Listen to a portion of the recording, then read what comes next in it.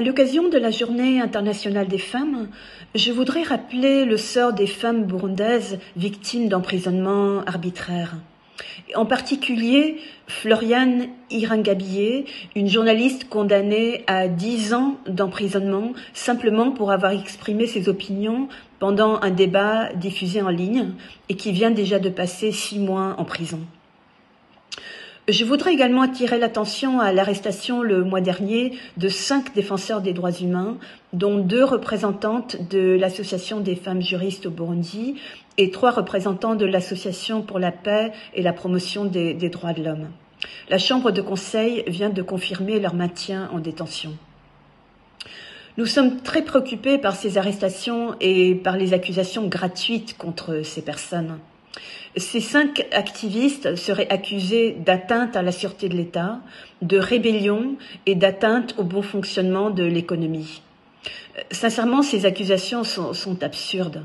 Et pire encore, le ministre de l'Intérieur a parlé de, je cite, « probabilité de financement de terrorisme ». Mais où sont les liens entre ces personnes, leurs associations et des actes de terrorisme ? Il semble plutôt que les autorités leur reprochent de recevoir des fonds de l'étranger, ce qui n'est pas illégal et ne constitue pas une infraction pénale. Les cas de ces 5 activistes et celui de la journaliste Floriane Irangabiye s'inscrivent dans le cadre d'une longue série d'arrestations de membres de la société civile et de journalistes depuis plusieurs années. Je peux citer par exemple Germain Rukuki, Nestor Nibitanga, les 4 journalistes d'Iwachu, l'avocat Tony Germain Kina, parmi d'autres. Et nous remarquons d'ailleurs un certain schéma. On arrête un défenseur ou un journaliste, ça fait un peu de bruit au niveau international, après 1 ou 2 ans, on le relâche, puis on en arrête un autre, et ainsi de suite. Le message est donc très clair. Le gouvernement refuse de tolérer toute critique et bloque même des associations ou les activités d'associations qui œuvrent en faveur de la population burundaise. Par exemple, l'Association des femmes juristes au Burundi intervient directement pour venir en aide à certaines des populations les plus vulnérables au Burundi. Les cas que je viens de citer sont des cas emblématiques, mais ce ne sont pas les seuls.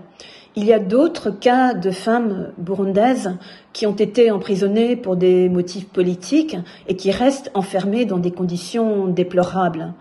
Certaines, par exemple des membres du parti d'opposition, le CNL, ont été torturées et n'ont pas pu avoir accès aux soins médicaux dont elles ont besoin. Elles ont presque été oubliées. Ces arrestations et ces emprisonnements sont en contradiction directe avec tout ce que le président a promis. Liberté d'expression, indépendance du système judiciaire. Malheureusement, il est devenu très difficile de croire à ces promesses tant que le gouvernement continue d'utiliser la justice comme outil de répression politique. Le président pourrait faire un geste important aujourd'hui en ordonnant la libération immédiate de toutes ces femmes arrêtées et emprisonnées arbitrairement.